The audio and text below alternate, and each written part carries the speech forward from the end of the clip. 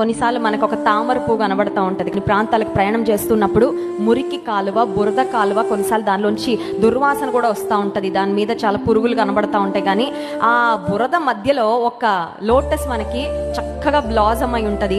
ఆ లోటస్ మీద కానీ, ఆ లోటస్ యొక్క ఆకు పైన కానీ మనకు ఒక్క చిన్న మలినం కూడా కనబడదు. ఆ తామర పువ్వు ఎంత భయంకరమైన పరిస్థితిలో అది ఎదిగినా అది మాత్రం చాలా అందంగా, చాలా చక్కగా, చాలా నిర్మలంగా, ఆ మురికిని అంటించుకోకుండా చాలా చక్కగా ఆ పుష్పము ఉన్నట్లుగానే ఈ లోకంలో మనం జీవిస్తున్నప్పుడు కూడా లోక పరిస్థితుల ప్రభావము మన మీద పడకుండా దేవుని యొక్క ఇన్ఫ్లుయెన్స్లో, దేవుని యొక్క ప్రభావంలో, దేవుని యొక్క వాక్యంలో మనం ఎదుగుతూ ఉన్నప్పుడు మన చుట్టూ ఎలా ఉన్నా కూడా అవి మనల్ని ఇన్ఫ్లుయెన్స్ చేయలేవు, అవి మన మీద ప్రభావాన్ని చూపించలేవు.